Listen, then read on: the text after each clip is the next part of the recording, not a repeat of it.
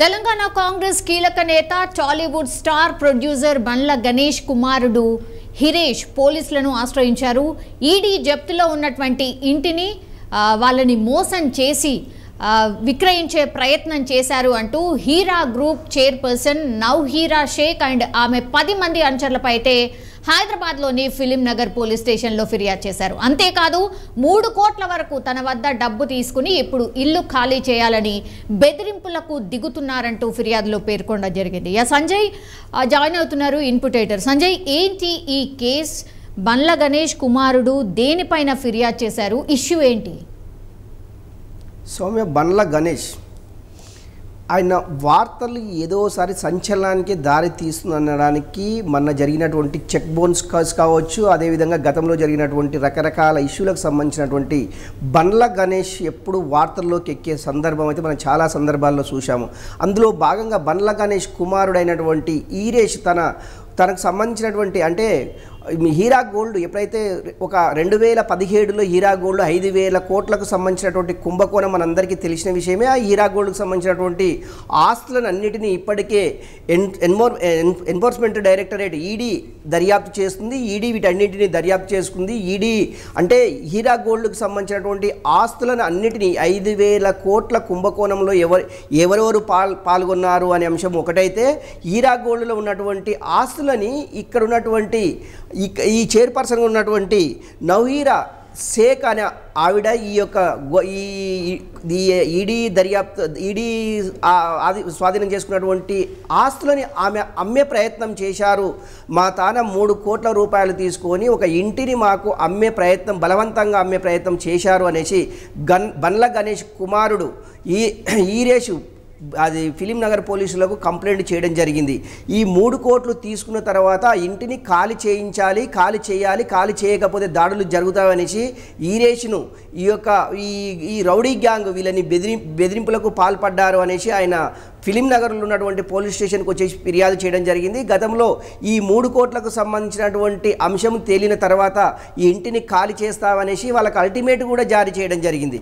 కాకపోతే ఒకటి మనము చర్చించుకోవాల్సింది ఏంది అంటే ఎన్ఫోర్స్మెంట్ డైరెక్టర్ ఆధీనంలో ఉన్నటువంటి ఈడీలో కానివ్వండి, లేకుంటే జాతీయ దర్యాప్తు సంస్థలు స్వాధీనం చేసుకున్నటువంటి ఆస్తులను ఎవరు కూడా అమ్మడం కానీ కొనడం కానీ చేయకూడదు.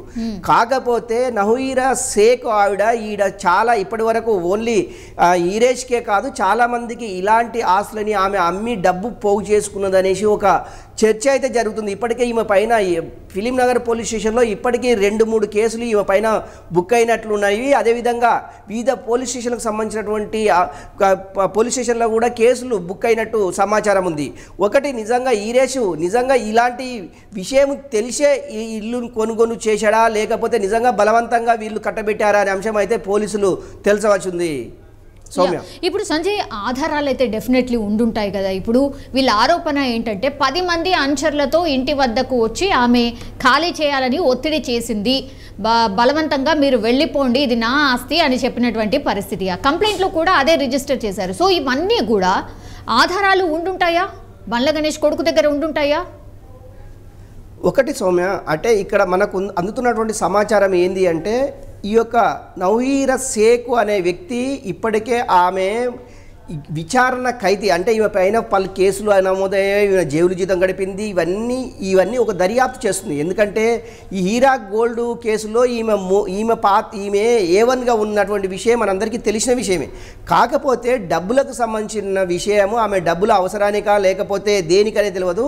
దీనికి సంబంధించిన ఒక ఇంటికి సంబంధించినటువంటి పత్రాలు ఈరేష్ వద్ద పెట్టేసేసి 3 కోట్ల రూపాయలు అప్పుగా తీసుకున్నారా, లేకపోతే ఇంటినే తాకట్టు పెట్టేసేసి ఇంటినే రిజిస్ట్రేషన్ చేశారా అంశం అయితే తెలియదు. కాకపోతే ఆ ఇల్లు కాస్ట్ అయితే 10 కోట్లకు పైనే ఉంటుంది అనేసి కొంత మనకు అందుతున్నటువంటి సమాచారం. 3 కోట్లకు ఎలా ఈరేష్ కొనుగోలు చేశాడు అనేది ఒక అయితే నిజంగా ఈడీ జప్తులో ఉన్నటువంటి ఆస్తులను అమ్మకూడదు. కాకపోతే ఈమె ఎలా అమ్మింది అనేసి మరొకటి.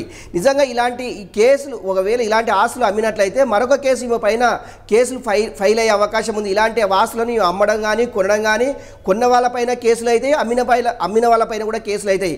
ఇప్పుడు ఈరేష్ పైన కూడా అంటే ఒక ఈ వీరేష్ పెట్టింది ఏంది అంటే నా పైన దాడి చేయడానికి ప్రయత్నం చేశారు అనేది ఒకటే అయితే నా తాన 3 కోట్లు తీసుకొని ఇంటిని ఇచ్చారు, ఇంటిని ఇప్పుడు ఖాళీ చేయించాలి అనేసి ఈ 2 కేసులు ఫిలిం నగర్ పోలీస్ స్టేషన్లో కంప్లైంట్ చేయడం జరిగింది.